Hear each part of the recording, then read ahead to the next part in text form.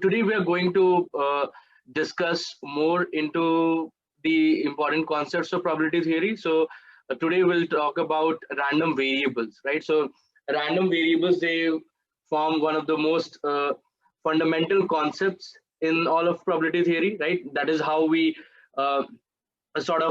define which things can be associated with different possible set of outcomes, right? So to begin with, a random variable is a variable whose possible values are numerical outcomes of a random phenomenon, right? Essentially, a random variable should not be confused with a variable, but it is rather a function which maps different outcomes of a or different events in a probability space to a real number, right? So that is the concept of random variable. And as we move forward in the class, this definition will become clear as we take few examples, and you'll get the idea that how we're trying to map the outcomes of a probability space to a real number, right? So that is essentially the concept of random variable. So here there are a few things which you need to keep in mind. So a random variable is a variable, in fact it is a function whose possible values are numerical outcomes of a random phenomenon, right? So essentially, if I were to write, so let's say a random variable is nothing but a function. So suppose your omega is your, so this omega is it contains outcomes of a probability space. So this is what omega is, or you can of course choose any other Greek letter, and then let's say this is the set of real numbers, right? So essentially we're trying to map a particular outcome to a real number, right? So that is the definition of a random variable, and these concepts will become clear as we move ahead, right? So let's take an example. So so let C is equal to the outcome when we toss a coin, right? So C is the outcome when we toss a coin, right? So here, if I just move ahead, okay, so C is defined as the outcome, right? When we toss a coin, right? So this is a very simple example we have been taking since the beginning, right? So very two simple events that we have been looking into. Either it's a tossing a coin or rolling a die. Once we are able to understand the concepts using these primitive or what I should say trivial examples, then we should be able to augment our understanding to different other use cases, right? So there are a lot of different interesting and intricate events which are happening, but when we are able to understand how probability theory can be understood using these trivial examples, it will become very easy for you to apply this to any such use case, right? So C is as the outcome when we, so let me just go back. So C is equal to the outcome when we toss a coin, right? So what are the possible values which C can take? So of course there are two sides of a coin, heads and tails, right? So C essentially is the set of the possible outcomes when we toss a coin. C is not a random variable, right? So C is not a random variable, right? So because in the set C, you only have the outcomes, but according to the definition of a random variable, they should be numerical outcomes, right? So it's not a random variable. When you define this variable as the outcome when we toss a coin, so these outcomes are H or tail, right? So when I denote them as with H and T, right? So these are not the numerical outcomes, right? So these are not the numerical outcomes, or the values which C's can take, they are not numerical outcomes, right?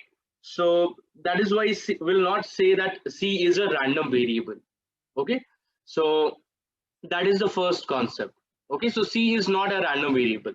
Now let's take another random variable, right? Because when you say a variable, so you need to of course define what it is, right? So in the case of C, we define that it is the outcome when we toss a coin, right? So the outcomes can be head and tail, but from the definition of random variable, C is not a random variable because H and T, they are not numerical outcomes of right. So they are not numerical values essentially. Now let's consider another variable, which is X. So X is equal to number of heads when we toss a coin, right?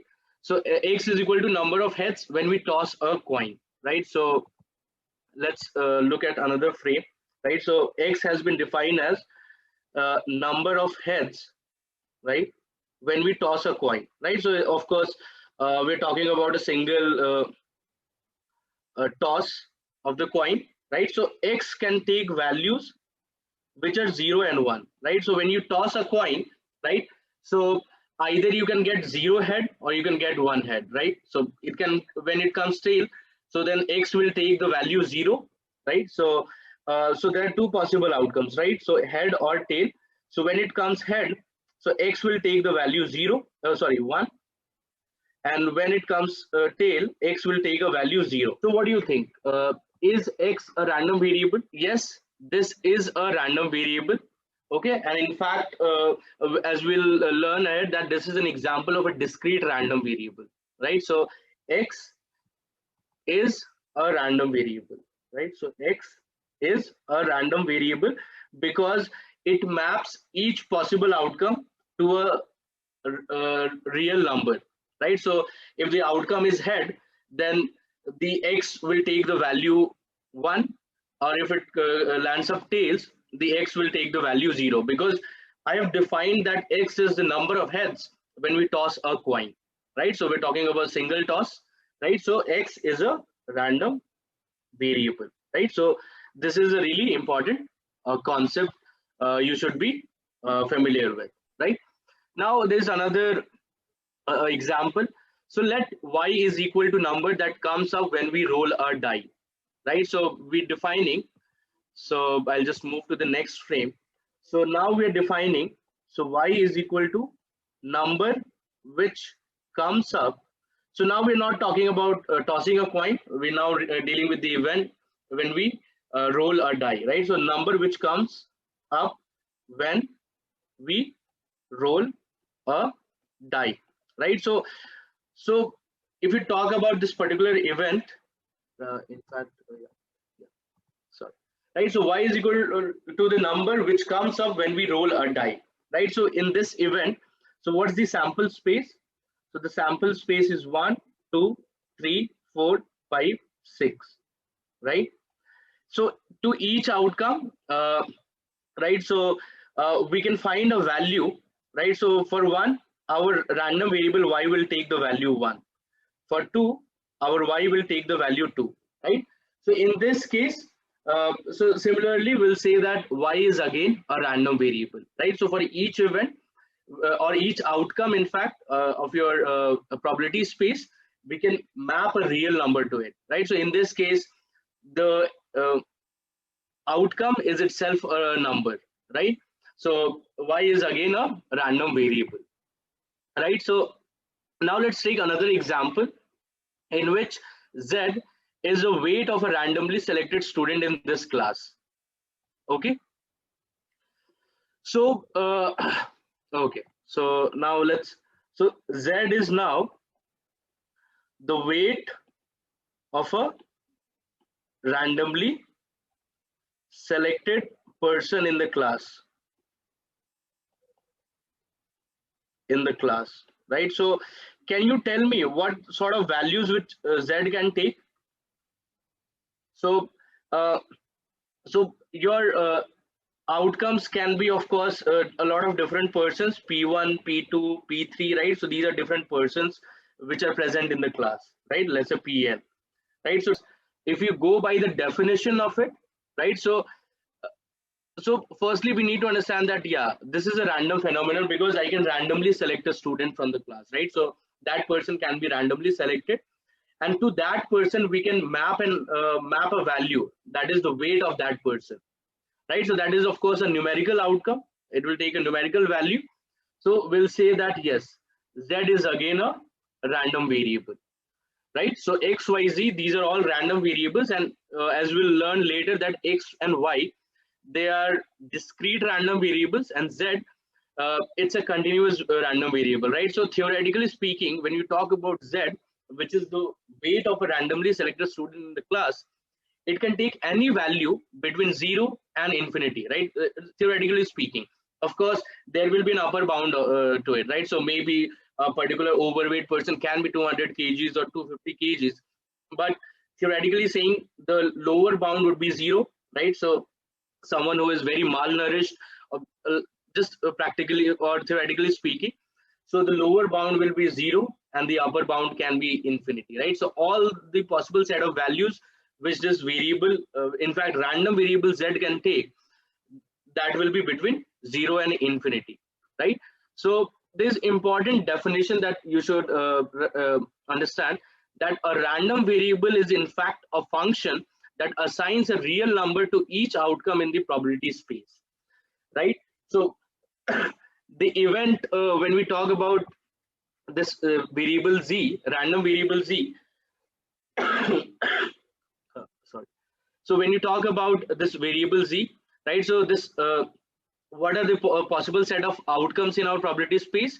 So we can select any person, right? P1, P2, P3, Pn, and to each of those persons we can map a real number that will in fact be the weight of that person, right? So x, y, z, so these are real, these are random variables, and C in our case, so which we discussed the first example, C is not a random variable because it is not taking any numerical values, right? So it's only, it's the set of the outcomes, but we are not mapping the outcome to a real number, right? So C is not a random variable, but X, Y, Z, they are called random variables, right? So this is a very important notation that we'll try to follow. So it is conventional to denote the random variable by a capital letter, right? So this is really important. So we'll denote any random variable by a capital letter, right? For example, here we denoted them with X, Y, Z, right? So these are capital letters, right? So we'll denote a random variable by a capital letter and the possible values that it can take by a small letter.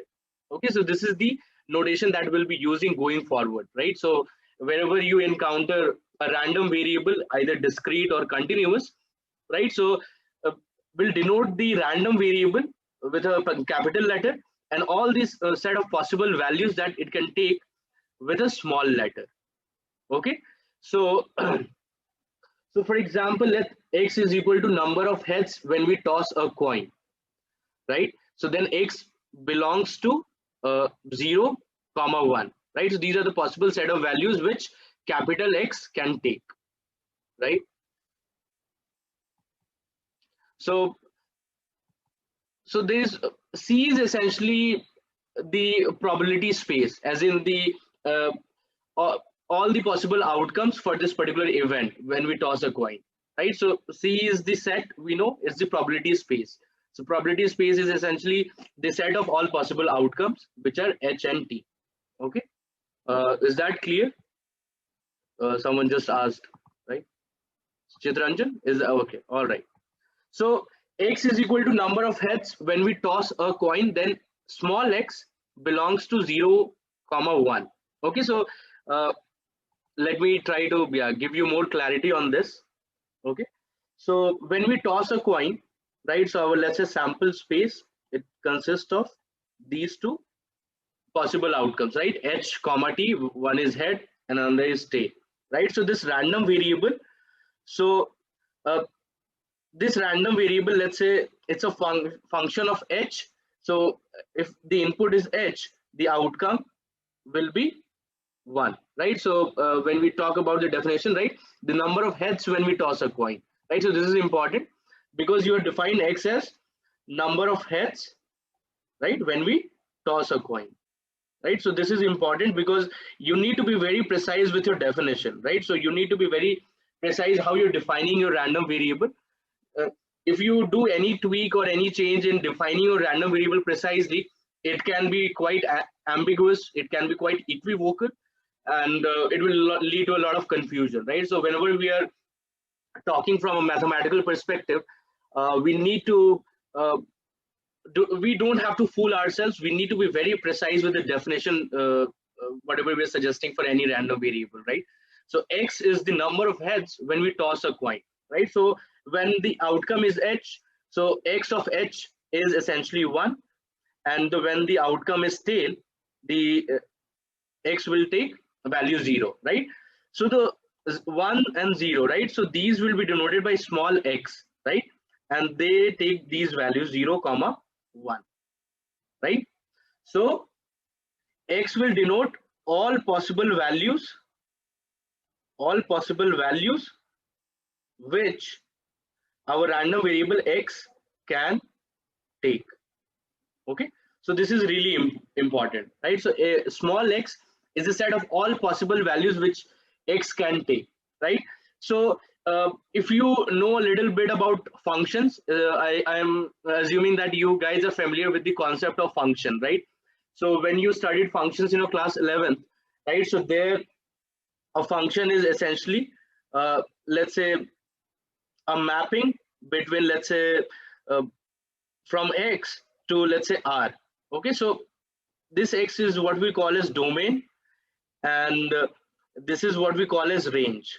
Okay, so a simple example of a function, let's say fx is equal to x squared, right? So in fact, yeah, I'll just, okay, so fx is equal to x squared, right? So whenever we talk about a function, so essentially it's a mapping between two sets. A set, the first set on the left, which is here what we're calling as x, it's called the domain of the function, and r is what we call as the range of the function, right? So essentially you might have seen something like this. So this is your x, this is your y, so these are the elements of this set, right? So and then we can have a mapping like this, right, from element to element, right? So of course there are a lot of different nuances to it, as in a single element of x, right? A single element of x cannot be mapped to two elements in your range, right? So there are a lot of different nuances, but I'm just trying to tell you what a function is. Okay, so so for example, if you talk about this particular function fx is equal to x squared, and let's say in the left I have three elements, 1, 2, and minus 1, right? So here for 1, 1 squared will be essentially 1, for 2 it will be 4, and minus 1 will be 1, right? So essentially I don't have to write it because this is a set, and we'll try to keep it so unique elements, right? So minus 1 is mapped to 1, 1 is mapped to 1, and 2 is mapped to 4, right? So fx is a function in which the left set is what we'll call as domain, that is all the possible set of values of x which are possible, right? So this is what we'll call as the domain, and all the possible set of fx, right, is what we'll call as range. Okay, so these concepts you must be aware of, and if you're not, just go through them. But just going back to our example, right? So in our example, so this set h and t, so this is similar to the domain, and the mapping is to these variables 1, right? So for h and t, right, so we have 0 and 1.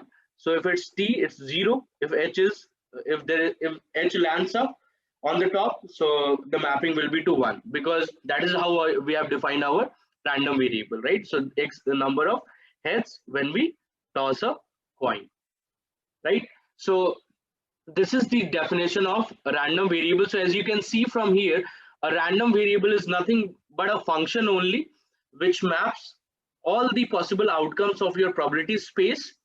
Probability space is nothing but the set of all possible outcomes, and then we are mapping this to a real number, right? So this is how we define a random variable, right? So and then similarly we have capital Z. So this is the weight of a randomly selected student in the class, then Z belongs to 0 to infinity, right? So a similar line, so small x will essentially be the set of all possible values which our capital X, that is our random variable, can take. Similarly, in the case of capital Z, which is our random variable defined as the weight of a randomly selected student in the class, then small z is the set of all possible values which this random variable capital Z can take, right? So there are very two important components when you talk about random variable. One is, of course, your random phenomenon, right? So here in the case, we're randomly selecting a student, or when you're tossing a coin in which randomly it can come up heads or tails, right? So zero is excluded here. So this is what we'll call as open set, right? So zero is not included, and of course infinity is not included, but everything in between. Okay, so if I had written something like this, so in the case of Z, I'll just clarify. So in the case of Z, right? So this is the random variable, and the small value, small z, it can take values between 0 to infinity, right? If I had written something like 0 to infinity, then I would have included 0, right? So this means 0 is included, but I was careful enough to write it small parenthesis. That means 0 is not included. So does that answer your question, Prashant? Okay, perfect. So so moving ahead, so this is what I have been talking about. So sample space is essentially the set of all possible outcomes of an experiment. Okay, so this is what we are talking about. So in the case of rolling a die, our sample space is the set of all the elements which can come on top, right? So 1, 2, 3, 4, 5, 6. So these are all the set of possible outcomes from an experiment, and this is how we define a sample space, right? So remember when we learned about set theory, so we defined our sample space there, and it's essentially the set of all possible outcomes. A random variable is nothing but a rule for associating a number with each element in a sample space. So essentially, you have a set of all possible outcomes, right? So that is your sample space, and for each of these outcomes, we can associate a number, right? So we can find a mapping for each possible outcome to a real number, right? So that is what a random variable is, and that is how it is defined. So when you say that a random variable is a rule, so we essentially say that it is a function. Okay, so it's a function for associating a number, in fact a real number, with each element in a sample space. Okay, so suppose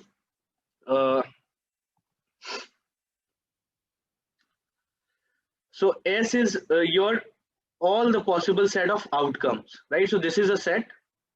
So this is what we're calling as sample space, and you can call this a probability space too. So this is the set of all possible outcomes, and so our random variable is a mapping to a set of real number, right? So this is how we denote the set of real numbers, right? So what is the set of real numbers? So the set of real number is essentially minus infinity to infinity, right? So this is how we denote the set of real numbers, right? So there could be a lot of elements here.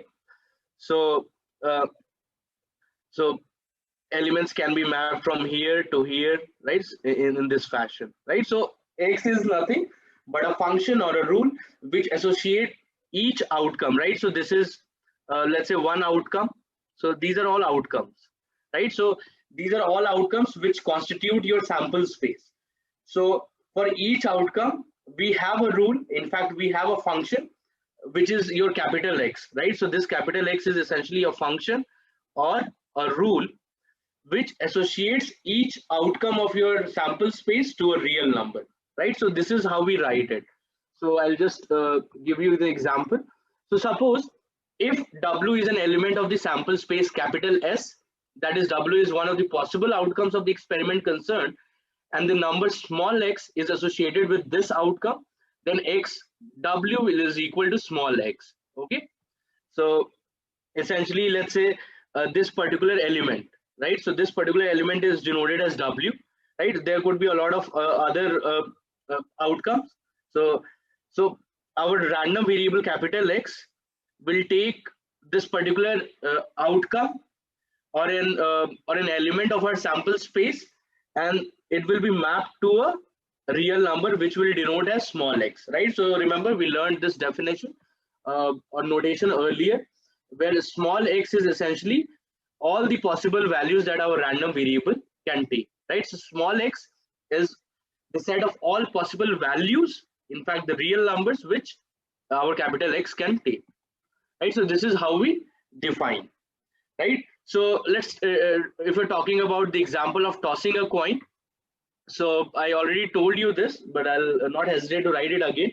So in the case, so your experiment is what, right? So experiment is essentially tossing a coin, right? So your experiment is tossing a coin, and what's the sample space for this experiment? So head and tail, right? So there are two possible outcomes which will constitute your sample space for this particular experiment, right? So let's say your x is defined as the random variable, which is the number of heads when we toss a coin, right?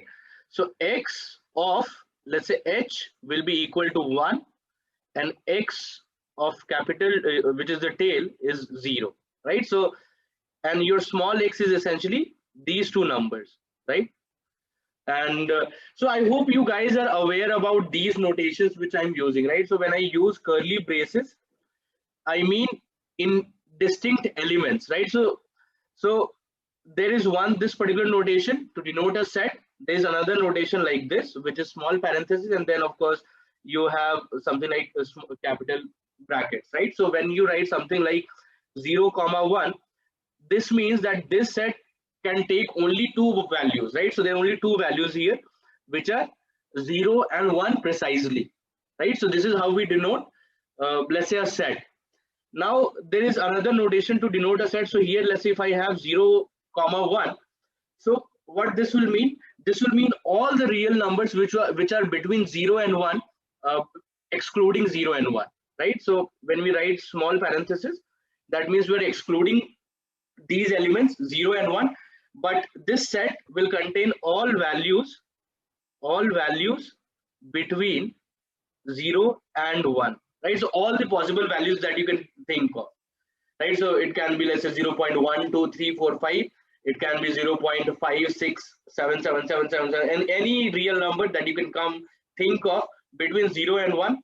So they will be part of this particular set. When I write in this notation, so this is again a set, but this is all values between 0 and 1, including 0 and 1, right?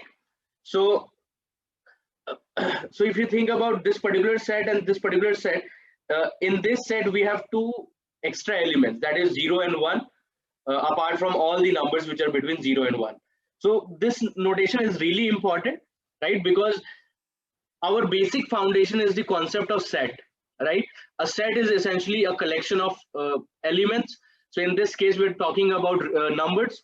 So our set will be the collection of numbers, right? So when I write in curly braces, 0, 1, that means we're talking about only two elements precisely, that is 0 and 1, right? But when we have something like small brackets, so we're talking about all the elements between 0 and 1, excluding 0 and 1. And when we are writing this as square brackets, so this is all the elements between 0 and 1, including 0 and 1. Of course, there are other type of, so you can write something like this, 0, 1. So in this case, 0, it is the set of all the real numbers between 0 and 1, including 0. 1 is not included because there is parenthesis here. Similarly, we can have 0, 1, something like this. So here, this is the set of all the real numbers between 0 and 1, and 1 is included, right? So just give me a second. Okay. So are you guys able to understand what is a random variable? Right. So in this case, when x is the number of heads when we toss a coin, so x of h is equal to 1, right? So this is the input. So h and t. So in this case, if we're thinking in terms of functions, so your s is the domain, and 1 and 0, so they are the range of this particular function. Okay. So another interesting question I just want to ask you guys, just to test your understanding of function. So let's say I have this function fx is equal to log x, right? So remember the graph of this function. So the log x is something like this, and it takes value 0 uh, when x is equal to 1, right? So this is of course your fx, and this is your x, right?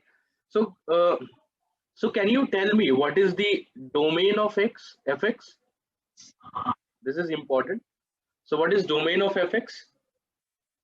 And the range as well, right? So it's pretty evident from the graph. So the domain for this particular function is 0 to infinity. What do you think? This should be a square bracket or a small bracket, small parenthesis, right? So log of 0 is not defined, right? So it's essentially asymptotic. Okay, so it will be small bracket, right? So domain is 0 to infinity, and the range is minus infinity to infinity, right? So this is how we denote using the set convention, right?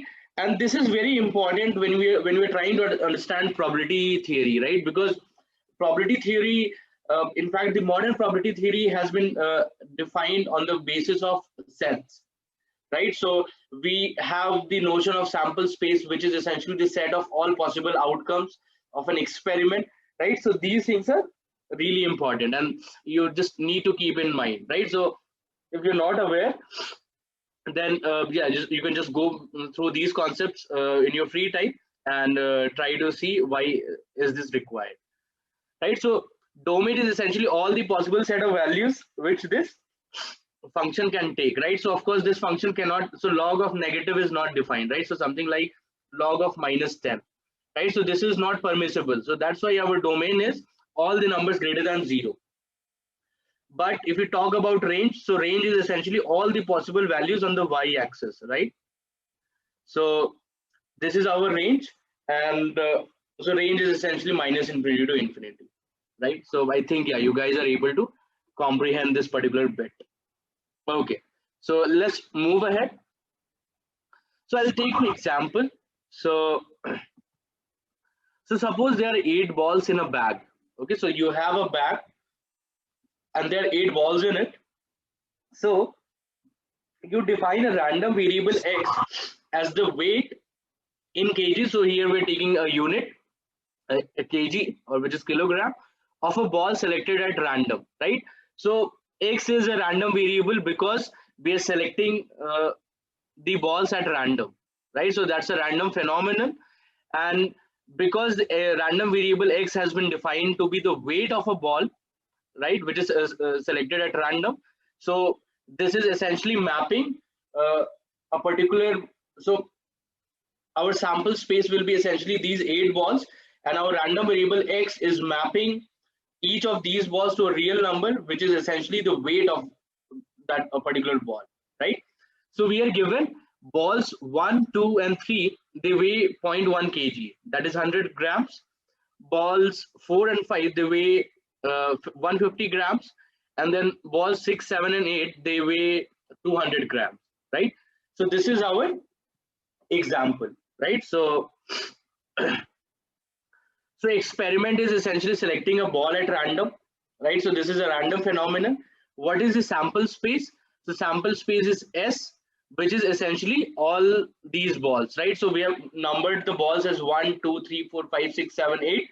Of course, you can use your own labels, but in this case, given by these convention, so our sample space is essentially 1, 2, 3, 4, 5, 6, 7, 8, right?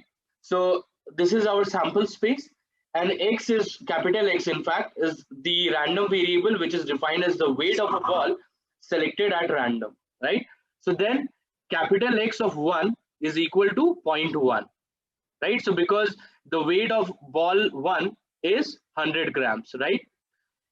Capital X of 2 is 0.1, right? So this is, right? So let's say if you're using the set theory notation, right? So I can tell you guys, like, so for example, here, what you can have, so here you can have yeah, so let's say this is ball B1. This is ball. In fact, I'll use the same convention. I don't want to confuse you guys, right? So let's say this is ball 1, this is ball 2, ball 3, ball 4, ball 5, ball 6, ball 7, ball 8, right? So this is our sample space, right? And whenever we are talking about a sample space, right? So essentially we know that this is a set, right? So this is a set or collection of elements, right? So here we have 8 balls. Now our random variable x is essentially the weight of these balls. So as we can see here, we have 3 distinct weights, right? So 0.1, 0.15, and then 0.2 kgs, right? So 0.1, 0.15, and 0.2. Okay, so ball 1 has weight 0.1, ball 2 again has weight 0.1, ball 3 has again weight 0.1. Similarly, balls 4 and 5, they are 150 grams, right? So 4 and 5 are these, so they are mapped to this value 0.15, and then the rest of the balls 6, 7, and 8, so they have the weight which is 200 grams, right? So this is your this is the set of all possible values which capital X can take, right? So capital X is our random variable, and in fact we should not be hesitant to write the definition of it, because that is how we are defining all these mappings, right? So X is the weight of a ball selected at random, right? So this is how we define our random variable. So now X is essentially a mapping between the sample space to the space of real numbers, right? So of course in this space, right, so we can, let's say, call this something else. So we can call this, let's say, R, right? So this space takes only 3 values in our experiment: 0.1, 0.15, 0.2, right? So how do we write this in notation? So X of 1 is 0.1, X of 2, right, is 0.1, right? So X of 3 is 0.1, right? So similarly, you can define X of 5 is 0.15, and then you can write X of 7 is equal to 0.2, right? So this is how we're defining, right? So the random variable capital X will take the an element from your sample space as input, and the output or the value to which it is being mapped is our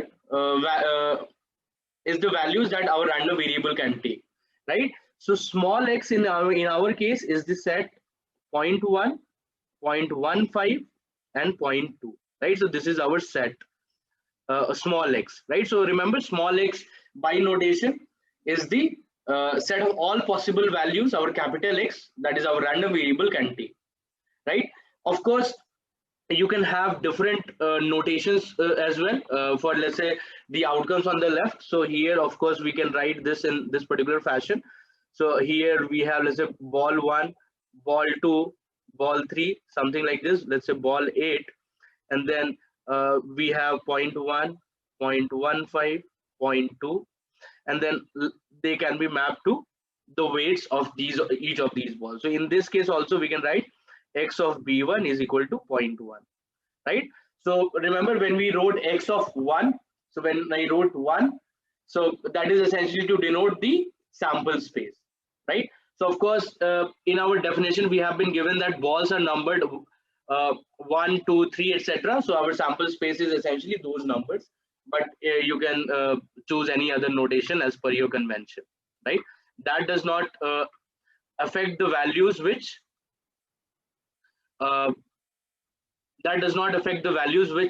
capital X can take. So Smriti is asking, isn't small x an element in the set, not a set itself? So essentially, when I talk about small x, right? So small x is essentially the set of all possible values which our capital X can take, right? So in that, by that definition, small x will be a set, right? So you can think of X as the range of our random variable capital X. Does that make sense, Smriti? So, okay.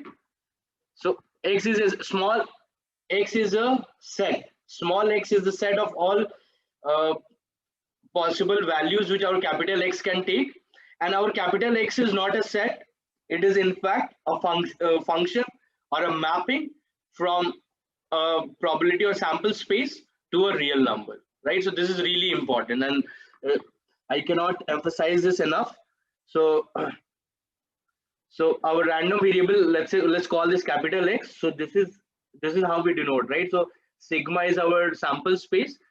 So this maps our each outcome from our sample space sigma to all the to a real number, to the space of real numbers. Okay, so x of b1 is 0.1, so x of b8 can be 0.2, right?